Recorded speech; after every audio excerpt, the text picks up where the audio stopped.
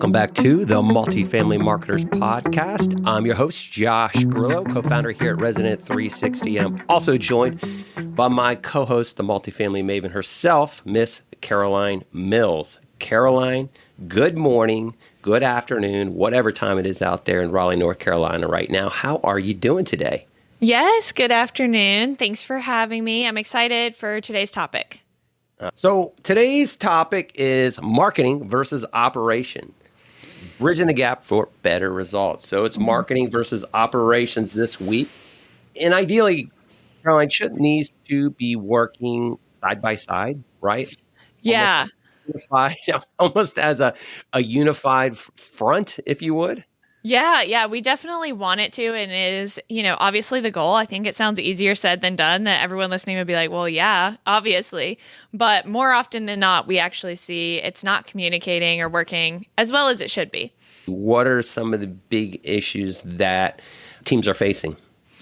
Yeah, I think it comes from, I have a unique experience being in all the different roles. I've been on site before. I've been in leasing. I've been an assistant manager. I have worked on the managing corporate marketing side and then now on the vendor side. So it's kind of unique getting to see all the different parts of it. And the more that it grows when you're able to step into these different positions and see it from all different sides. I think a lot of it can be, we are all so busy. Our on-site and operations teams are very busy doing what they need to do. They're working on the day-to-day. So they're doing the tours. They're dealing with resident issues. They're working on renewals. And then you've got the corporate marketing team that is trying to get them leads so they can do those tours, but then they're very busy. They're working on campaigns. They're working on budgets. They're working on budget occupancy. They're working with their vendors. And then you have us on the vendor side who is then working with different kinds of teams from each company, whether that may be on-site teams or just marketing teams, regional teams.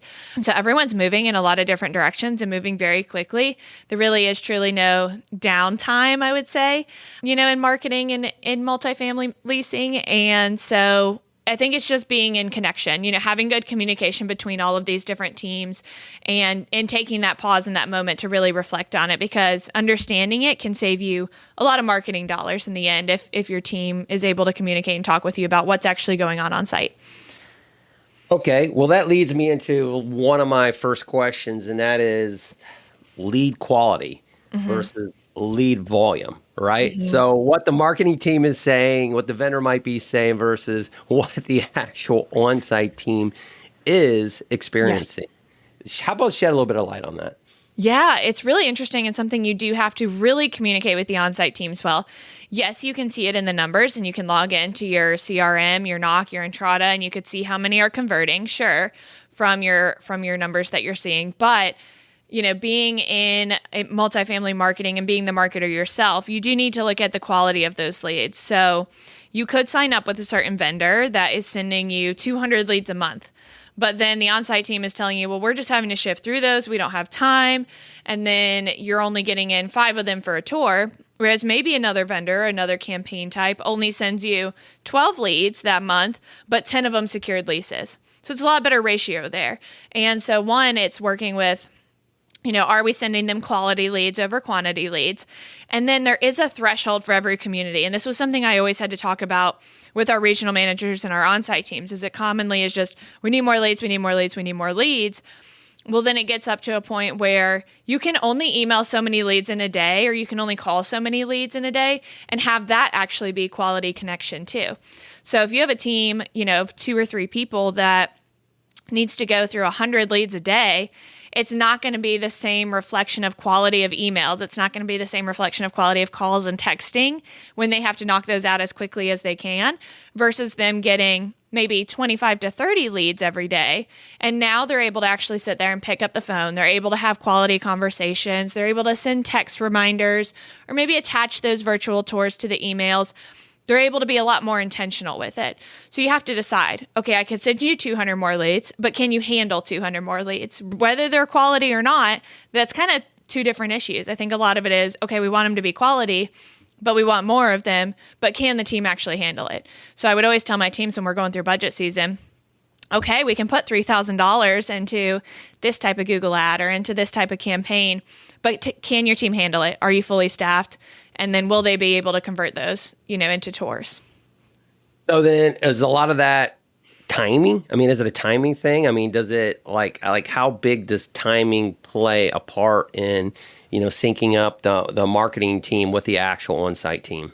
Yes, absolutely. So it is something that you want to be in regular communication with. If you hear from your leasing team, mid-October, and then you don't get to your vendor until mid-November. I mean, so much could have changed in that time. So one, just keeping those check-ins regularly. That can change week to week within leasing or from season to season. And so making sure you're talking with the teams regularly about what's going on, and then talking with your vendors or who your campaigns are through with regularly too, and making those adjustments in a normal, amount of time as well.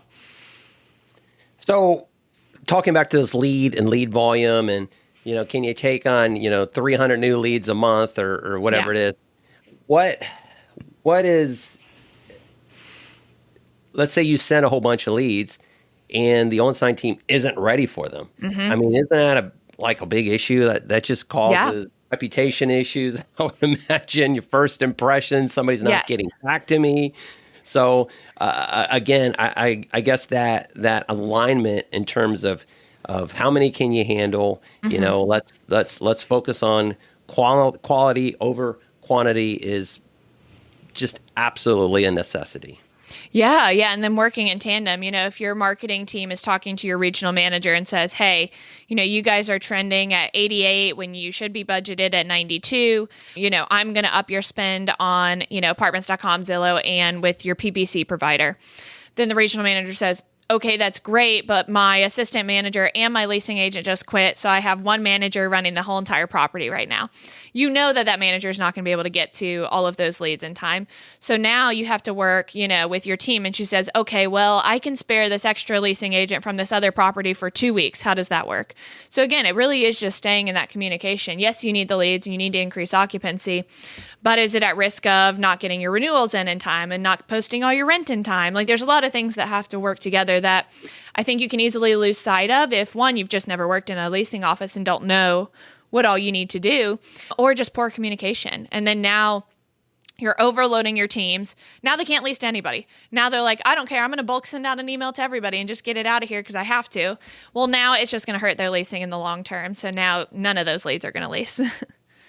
So really, you got to have some proper feedback loops in place, it sounds like. Mm-hmm. So again, we're sending leads, but the on-site team has to talk to us about those leads. Let us know how they are, right? Are they good leads? Are they bad leads? Are these people coming in? What's actually happening right there on the property, right? What are you experiencing through these leads?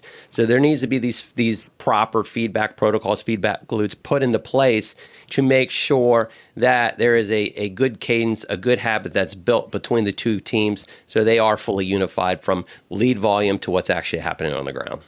Exactly. And I like the part you brought up about them actually coming in for tours. And I think us in marketing can easily look at, okay, how many of them converted, from leads to tours? And then it's the on-site team's expectations of converting them to leases. Yes and no. Yes, they need good closing techniques and good sales techniques and all the other things. But then asking them, okay, what are common things you're hearing when you're coming in for tours? We did that with a client recently, and they were like, okay, well, I'm hearing that they're coming from this exact area, or they're all looking for 2 bedrooms, or they're all looking for this. That can really affect how we run campaigns. And so not only the quality of them coming in for tours, but are they actually leasing when they get there because of misinformation they saw online? Maybe your apartments.com listing said you had no application, no admin fees, but they just weren't posted. So now they're not going to lease because it's not what they saw. So yeah, there could be a lot that goes into it. And so the team's really keeping notes or keeping an eye on what's going on and being very transparent is the most helpful. So let's talk about some practical ways that we can bridge that marketing and operations gap. Mm-hmm. Like what are some practical ideas out there, some practical tips you have since you've worked in, all the different facets of multifamily that you think would be great? Yeah, one is, having good relationship between your marketing and your regional managers, especially if you're at some of these large companies where you're going to have, 50, 70, 100,000 units. You have to have a good way of being able to maintain that. Obviously, it's not ideal if you have, 295 properties to sit there and say, I'm going to talk to 10 properties a day. Like, that's just not doable. So how is the best way of doing that? Is it talking by region? You might have a regional vice president or a regional manager. Having that good communication where they can trust you and go to you with these things, and you're actually going to make marketing changes off of it. And they don't come to you and say, hey, all my leads are trash. And you say, cool, I'm going to up more money in the place that they're not coming in. So they need to have that respect and understanding that you're going to make changes to help them. But then also taking the time to schedule those out. Try and be more proactive rather than reactive. Something we used to like to do was quarterly recommendations. So every quarter we would actually sit down and look at the CRM system. We would look at Knock and say, okay, here's all the leads coming from these different sources. Here's where they perform the best. Here's where they perform the worst. And we would make recommendations. Then we would meet and send it to the regional managers, kind of go through it and say, okay, so does this sound right? Does this, are you approving this kind of change? And we would do that quarterly. It was a really good reason for both sides. One, so that regional managers could actually get in there and look at marketing, on a set time. And then two, kept us accountable from a marketing standpoint. That way a team couldn't come to you and say, oh yeah, like 6 months ago, my leads declined like really drastically. And like, we just haven't had tours or leases in 6 months. And you're like, what's going on? How did this get by everybody for 6 months without anyone saying anything? So it is working on those. And I think having a regular system, and not just reacting to it when it goes poorly will be the best thing for you. What about training leasing teams on marketing tools? Is that something that we should be focusing on? It definitely helps in certain ways, whether that be, posting on social media and doing organic social posting on Google business profile listings. It could be things like just having them be on the lookout and what they're looking for, asking those kinds of questions to see if they're quality when they're coming in, or, asking them where they heard about us. And, some lead CRM systems can track those leads and where they're coming from, but some people don't. Or a lot of walk-ins will say, oh yeah, well, I saw you on Google, but they decided to walk in and come see the property instead. So kind of understanding where they're coming from, or at least having a basic understanding of, this will shock a lot of people, but of where you're actually advertising. It would shock you how many times we talk to maybe a team or a regional manager and they're like, well, I don't know where all my marketing dollars are in. I don't know where I'm listed at and what I'm looking at. And we've talked about, digital curb appeal and checking all our listings, but one is actually knowing where you're advertising. All right. So let's talk about when we get the teams in sync, right? So marketing and operations, they are just firing on all cylinders, right? They're totally in sync. What happens next? Like, what do you see from that? What's the result? It works really well, and they feel more confident in talking to you. When you have teams that are really paying attention to those marketing dollars and where things are working and not working, then they feel comfortable coming to you and saying, hey, can we actually up our PPC spend a month early? I'm noticing a small decline, nothing crazy, but I think we should get ahead of it now. They feel more empowered to kind of make those suggestions to their regional managers. They don't feel helpless on site. And then, you are keeping it up to date. You're not letting more than a couple months go by of not adjusting your spend or looking into lead quality, especially in PPC. If your specials are changing that we have headlines for, if you have new types of floor plans, if you're renovated, if you have new amenities, all of those things we definitely need to know to keep your ads refreshed and keep those leads, as quality as possible.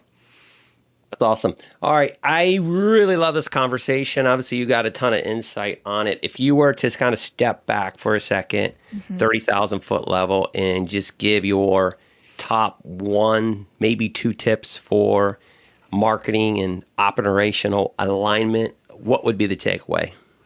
Yeah, number one would be knowing where you're advertising, I think, is the first stop. You won't know if they're quality if you don't know where they're coming from. So knowing where you're advertising from. And then second is figuring out a good way to be in communication and to understand those teams. I think it's really easy when you're in the corporate side or on the marketing side to just say, well, I'm sending you leads, and it just kind of, that be the end of it. So definitely coming up with some kind of regular reoccurring performance call, reoccurring email, something where you can be in touch with those regional teams and actually see what's going on. I love it. I love it. All right. Well, that's it for this episode of the Multifamily Marketers Podcast. Fantastic. As always, Caroline, really valuable input. And if you like the show, please share it with your teams, follow, all that good stuff. We'll see you next week with another episode of the Multifamily Marketers Podcast. Take care and see you next time. Bye, Caroline. See you then. Bye.